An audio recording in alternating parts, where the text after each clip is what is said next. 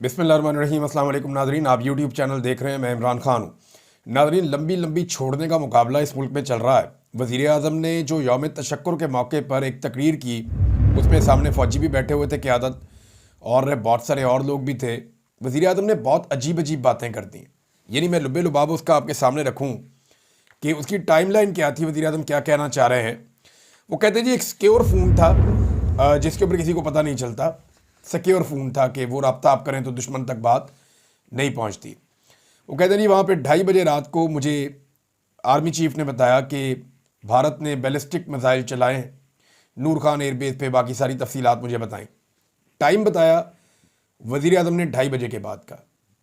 और पाकिस्तान में जो फजर की नमाज़ होती है वो इस्लामाबाद में 3:30 बजे हो जाती है। यानी आजकल गर्मियों का दौर है तो बहुत जल्दी सुबह फजर हो जाती है अजान। तो बताते हैं 2:30 बजे ये हुआ, उसके बाद 3:30 बजे आपको पता है फजर हो जाती है। और फजर के बाद वो कहते हैं मैं चला गया स्विमिंग पूल में नहाने के लिए।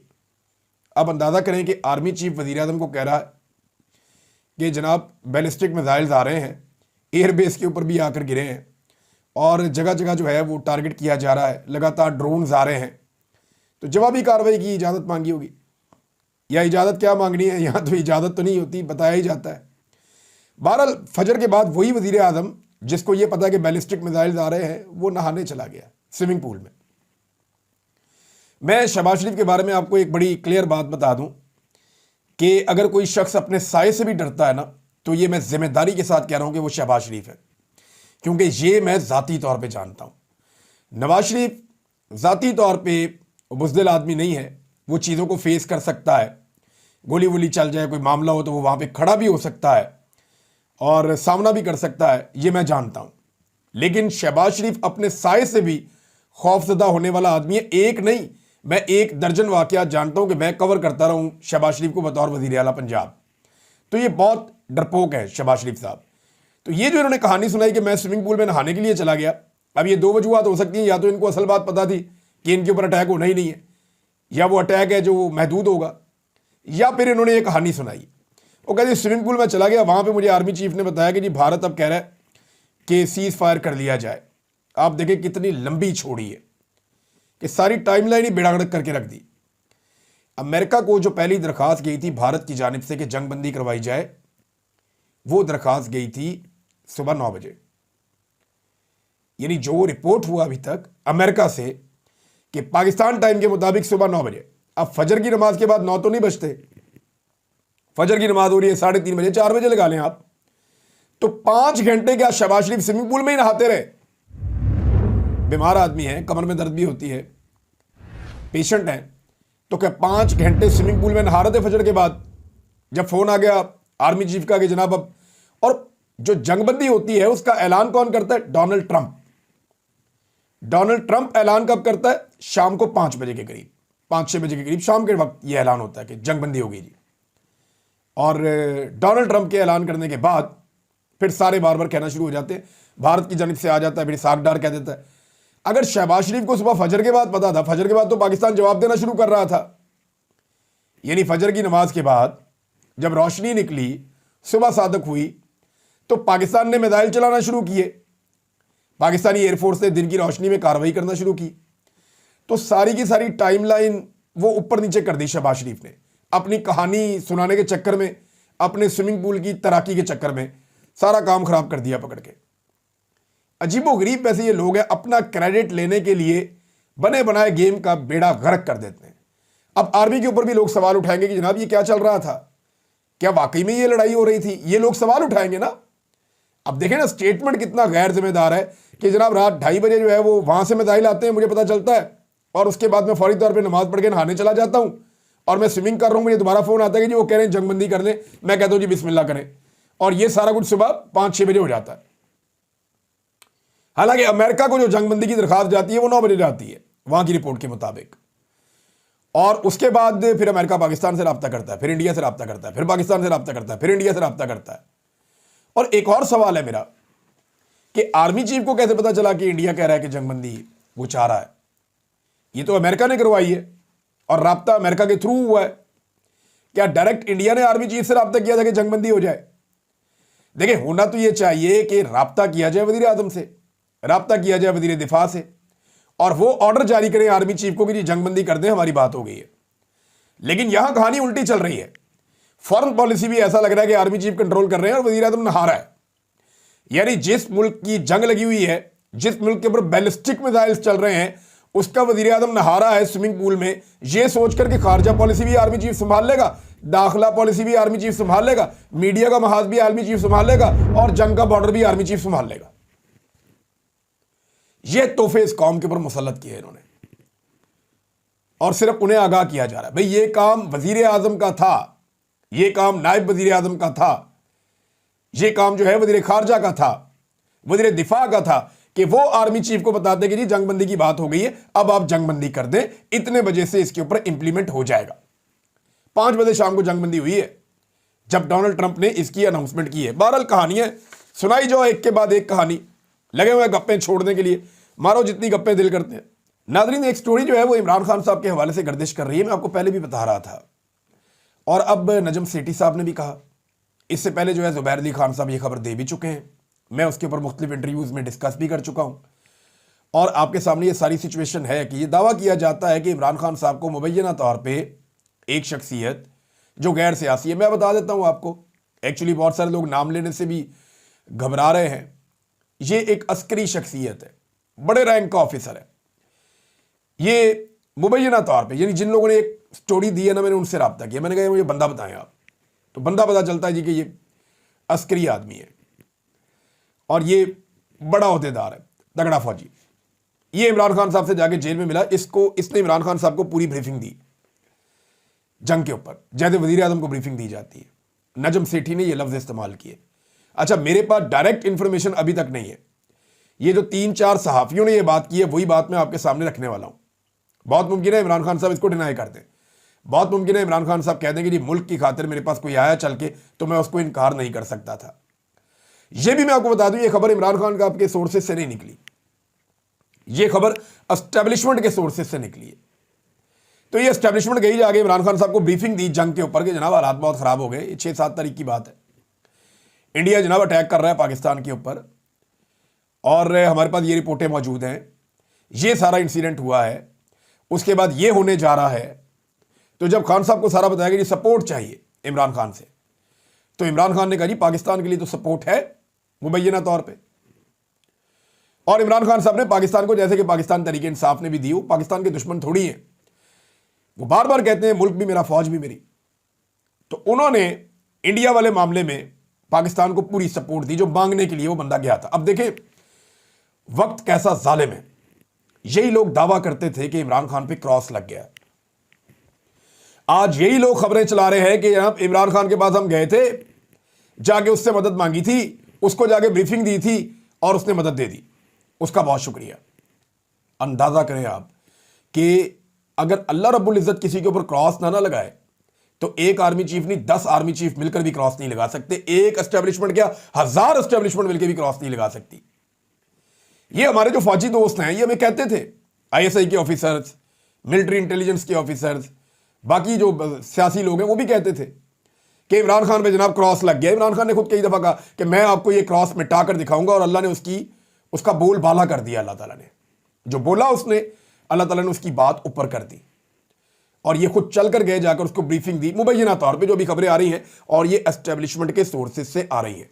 इमरान खान साहब ने इनके बारे में कुछ नहीं कहा, ना वो तस्दीक कर चुके अभी तक, ना वो तरदीद कर चुके अभी तक, बल्कि ये मामला उनके सामने रखा ही नहीं गया। जब रखा जाएगा तब पता चलेगा कि वो इसके बारे में क्या कहते हैं। बहरहाल मैं आपको ये बता दूं कि इमरान खान साहब को डील ऑफर पहली दफा नहीं की गई। इसी में यह भी कहा गया कि इमरान खान साहब की रिहाई हो जाएगी, तो खान साहब ने कहा जी मुझे कोई डील नहीं चाहिए, जो अदालतें मुझे जबरदस्ती अंदर रख रही हैं वहां मुझे इंसाफ मिल जाए, अदालतें इंसाफ करें, मैं तो खुद ही बाहर आ जाऊंगा, मेरा तो केस ही 2 नंबर है जो आपने मेरे पे बनाए हुए हैं। उनकी बहन भी कहती है ना, वकील भी कहते हैं कि आधे घंटे का काम है इमरान खान के बाहर आने का, सिर्फ अदालतें इंसाफ दे दें, आधे घंटे में खान साहब का फैसला हो जाएगा, वो जेल से बाहर आ जाएंगे। अब ये ऑफर पहली दफा इमरान खान साहब के सामने नहीं गई और ना पहली मरतबा इमरान खान साहब से कुछ मांगा गया है। इमरान खान साहब को बार बार यह कहा जाता है कि आप कोई गुंजाइश पैदा करें, पाकिस्तान से बाहर जाने का भी कहा गया, उन्हें यह भी कहा गया कि आप कुछ अरसा खामोश रह लें, आप आ जाएं बाहर, हाउस अरेस्ट होने का भी कहा गया, बड़े ऑप्शन दिए गए, इमरान खान माने नहीं। उन्होंने कोई डील चाहिए ही नहीं। जहां डेडलॉक है ना, ये खबर अभी भी बहुत सारे लोग दे रहे हैं और इसके ऊपर बात कर रहे हैं। शायद मित्तला साहब ने भी ये बात की और भी लोग ये बात कर रहे हैं कि इमरान खान साहब कहते हैं कि मैंडेट वापस करो। अवाम ने 8 फरवरी 2024 को हमें वोट डाला था, हमारा मैंडेट हमें वापस कर दो। अब अगर मैंडेट वापस होता है तो पूरी की पूरी एस्टेब्लिशमेंट, पूरा का पूरा इलेक्शन कमीशन, बहुत सारे ब्यूरोक्रेट, ये सारे टांगे जाएंगे। वजह यह है कि आरओज ने जाली फॉर्म 47 जारी किए हुए, सारे फंस जाएंगे। बेशुमार ब्यूरोक्रेट है, सारे के सारे फंस जाएंगे। इलेक्शन कमीशन फंस जाएगा, सियासी जमातें फंस जाएंगी, पाकिस्तान की एस्टेब्लिशमेंट भी फंस जाएगी, अदलिया भी फंस जाएगी। लिहाजा अब रास्ता एक और ये है जो इमरान खान साहब ने दिया, और ये फेस सेविंग है कि आप नए इलेक्शन करवा लें। अब ये इमरान खान का कॉन्फिडेंस है कि ठीक है, इन्होंने साल सवा साल अपनी मर्जी कर ली, 1.5 साल इन्होंने मौजें कर ली, दोबारा इलेक्शन कराओ, मैं फिर लड़ता हूं इलेक्शन करवाओ इस मुल्क के अंदर। तो ये इमरान खान साहब बात यहां पे आके अब डेडलॉक लग जाता है। एस्टेब्लिशमेंट फौरी तौर पे इलेक्शन करवाना नहीं चाहती। इमरान खान साहब चाहते हैं या तो इलेक्शन की गारंटी दी जाए या मैंडेट वापस किया जाए। मामला एक्चुअली यहां पे आके फंसता है। लेकिन एक चीज और मैं आपको बता देता हूं कि जब तक आर्मी चीफ की एक्सटेंशन का टाइम पूरा नहीं हो जाता, एक्सटेंशन मीन्स के उनके 3 साल पूरे हो रहे हैं 29 नवंबर को, जब तक कि 29 नवंबर नहीं आ जाती तब तक इस मुल्क में कोई बड़ा इवेंट नहीं होगा। और एक और चीज, तब तक कोशिश की जाएगी कि पाकिस्तान तहरीक इंसाफ की जो मखसूस नशिस्तें हैं वो पाकिस्तान तहरीक इंसाफ को वापस ना मिले। उसका रीजन है कि पाकिस्तान तहरीक इंसाफ को अगर मखसूस नशिस्तें मिल जाती हैं तो तहरीक इंसाफ इस काबिल हो जाएगी कि वो पीपल्स पार्टी के साथ मिलकर आर्मी चीफ की मुद्दत मुलाजमत को 5 साल से वापस 3 साल कर दे। तो पीपल्स पार्टी के कोर्ट में बॉल फेंकना नहीं चाहती एस्टेब्लिशमेंट। तो जब तक 29 नवंबर नहीं हो जाती तब तक कोई बड़ी तब्दीली नहीं आने दी जाएगी। क्योंकि देखें, एक्सटेंशन यहां पे एक शौक है, जो भी इस ओहदे पे ऊपर आता है वो जाना नहीं चाहता। परवेज मुशर्रफ इस ओहदे पे आए और उन्होंने एक्सटेंशंस ली, बार बार ली, सदर बन के बैठ गए, गए ही नहीं, कौम के 10 साल ज़ाया कर दिए। फिर आए जनाब अशफाक परवेज कियानी साहब, आर्मी चीफ बने, उन्होंने भी एक्सटेंशन ले ली और उनका दिल ही नहीं कर रहा था जाने को। बड़ी मुश्किल से उनको भेजा 6 साल के बाद। फिर राहील शरीफ साहब आए, वो एक्सटेंशन मांग रहे थे, ब्लैकमेल कर रहे थे, उन्होंने बड़ी कोशिश की ब्लैकमेल करने की। पीएमएलएन के लोग गवाही देते हैं, लेकिन उन्हें एक्सटेंशन नवाज शरीफ ने नहीं दी, बल्कि बाद में उनको सऊदी अरब भिजवा दिया। उनको ज्यादा बड़ी नौकरी मिल गई, 56 इस्लामी ममालिक की फौज के सरबराह बन गए वो। उसके बाद आ गए जी जनरल कमर जावेद बाजवा साहब, उन्होंने भी एक्सटेंशन ले ली। एक एक्सटेंशन से उनका दिल नहीं भरा, वो फिर एक्सटेंशन लेने के चक्कर में थे, वो भी वहां पे हमेशा रहना चाहते थे ओहदे पर। फिर जनरल आसिम मुनीर आ गए। अब इनकी 3 साल की नौकरी थी, 1 साल पहले ही ऐसा कानून बनवा दिया गया कि जनाब इनकी मुद्दत मुलाजमत 3 साल नहीं 5 साल कर दो, ताकि अगले 3 साल पक्के हो जाए। तो ये भी एक तरह की एक्सटेंशन है, इनका भी जाने को। तो किसी भी आर्मी चीफ का इस सीट को छोड़कर जाने को दिल नहीं करता। तो मेरा नहीं ख्याल कुछ चीजें तब्दील होंगी। इमरान खान साहब बाहर आ सकते हैं, ये बात ठीक है, लेकिन इमरान खान साहब बाहर आके कितने किसको भारी पड़ेंगे इसका अभी किसी को भी अंदाजा नहीं है।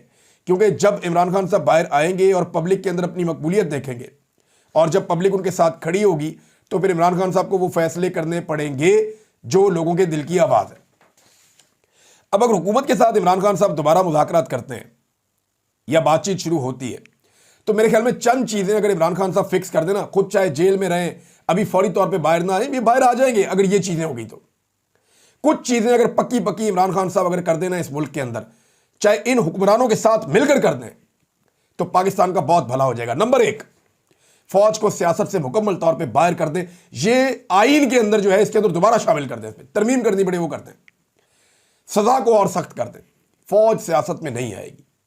नंबर 2, जो लापता अफराद हैं इनके हवाले से कमीशन को फाल बनाया जाए और इसमें तगड़े लोगों को डाला जाए, इनको प्रोटेक्शन दी जाए, निकालो सारे लापता लोग, ये सिलसिला बंद करें पाकिस्तान में। आर्मी चीफ की एक्सटेंशन कभी किसी सूरत नहीं होगी, बम चल रहे हैं, मिसाइल गिर रहे हैं, फिर भी नहीं होगी, यह भी तय कर लें। मुद्दत मुलाजमत 3 साल होगी, इसके 1 दिन ऊपर नहीं जाएगी, यह भी तय कर लें। और 3 सीनियर में से 1 को हम आर्मी चीफ बना लेंगे। यहां लंबी सियासत चल रही होती है आर्मी चीफ चेंज होने से पहले, 4-4, 5-5, 6-6 लोगों को ख्वाब आ रहे होते हैं कि मेरा दाव लग सकता है, मैं आर्मी चीफ बन सकता हूं। तो 3 में से 2 को बना दें, 1 को आर्मी चीफ, 1 को ज्वाइंट चीफ, और 1 जो है वो अलग हो जाए। तो कम से कम ये जो है चीजें सेटल हो जानी चाहिए। एजेंसियों की मुदाखलत मुकम्मल तौर पे सियासत में और सियासी मामलात में जीरो करनी चाहिए। ये चीजें अगर इस मुल्क में सियासी जमातें मिलकर कर ले तो यकीन करें पाकिस्तान आगे बढ़ जाएगा। दूसरा हमारे पास रास्ता कोई नहीं है। 70 साल से जो तजर्बे हो रहे हैं उन तजर्बों से पाकिस्तान यहां तक पहुंच गया है और इससे आगे और कहां जाएंगे हम।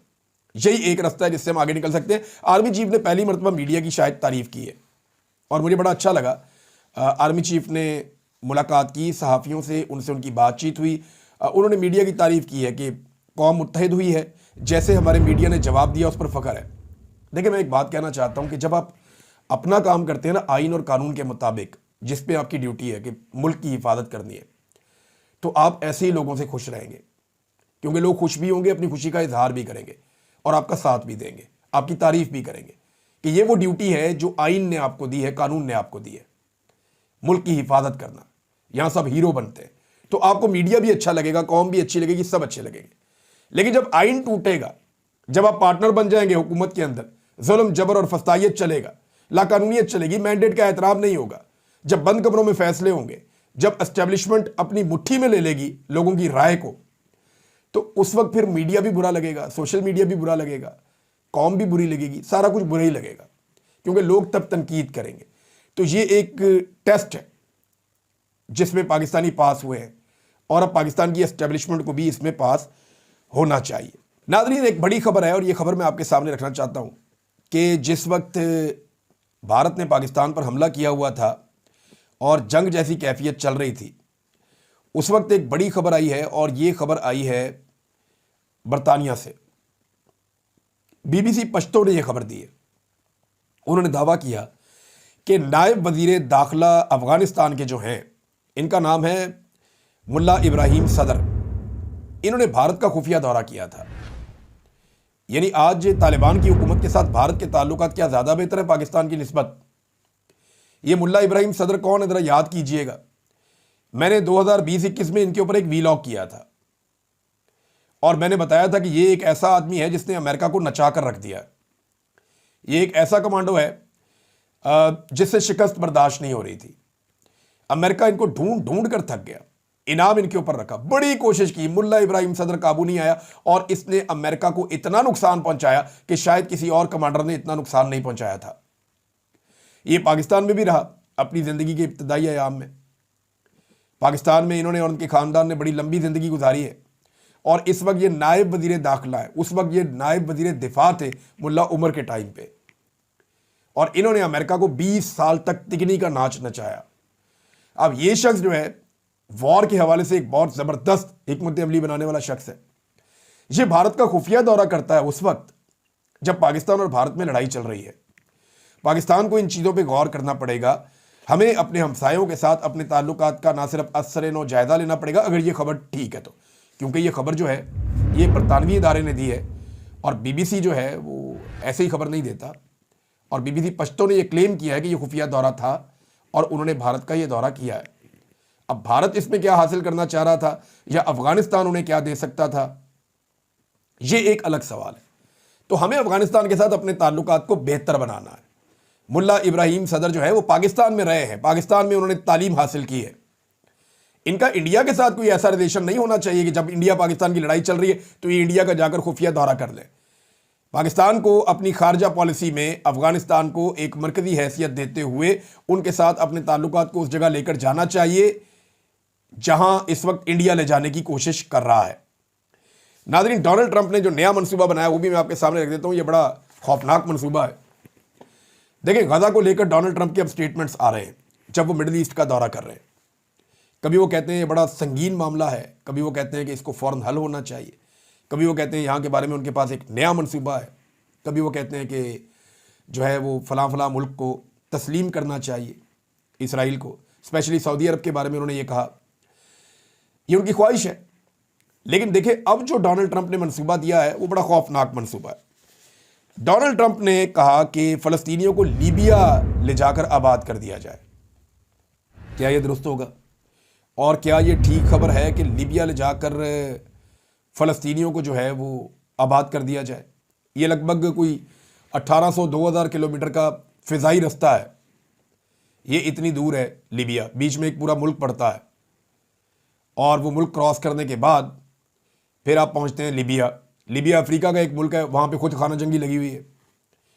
ट्रैवल एडवाइजरी है कि वहाँ पे आप टूरिस्ट हैं तो आप नहीं जा सकते, कारोबार करने के लिए आप नहीं जा सकते। अगवा होने का खतरा है, दहशतगर्दी का खतरा है, मुख्तलिफ ग्रुप एक दूसरे से लड़ रहे हैं और ट्रंप उठा के इतनी बड़ी आबादी को, मिलियंस के अंदर लोगों को पहुँचाना चाहते हैं जनाब लीबिया में, कि यहाँ से निकालो लीबिया ले जाओ। तो क्या ये फार्मूला काम करेगा? देखें, वो दुनिया के सबसे ताकतवर मुल्क का सदर है, उसके दिमाग में एक चीज़ चल रही है और रोज़ाना उसको फार्मूला दिए जा रहे हैं। तो यहाँ मुसलमानों को बताना पड़ेगा कि एक्चुअली इसका सलूशन उनके दिमाग में क्या है और ऐसा सलूशन सामने रखें दुनिया के जिसके ऊपर फिर इंप्लीमेंट हो। अब रोज़ाना की बुनियादों पर फ़लस्तीनी शहीद हो रहे हैं। 24 घंटे में 120 फ़लस्तीनी जो हैं वो शहीद हो गए। इसराइली बमबारी है, वो रुकने का नाम ही नहीं ले रही, लगातार बमबारी हो रही है। और डोनाल्ड ट्रंप को अजीब अजीब जो है वो तरीके आ रहे हैं कि अब ये कर दिया जाए, अब इन्हें लिबिया पहुंचा दिया जाए, यहाँ से एवेकुएशन कर दी जाए। ये फार्मूला मुझे नहीं लगता कि तारीख में कोई अच्छे अल्फाज में लिखा जाएगा। फ़लस्तीनियों का जो हक है जहाँ रहने का, जिस सरजमीन के वो मालिक हैं, वो हक उन्हें मिलना चाहिए। हर कानून की रूह से, आलमी कवानीन की रूह से उन्हें उनका हक दिया जाना चाहिए और कोई सलूशन जो है वो इंसानियत के खिलाफ होगा। अब तक के लिए इतना ही। अपना ख्याल रखिएगा, अपने इस चैनल का भी। अल्लाह हाफ़िज़।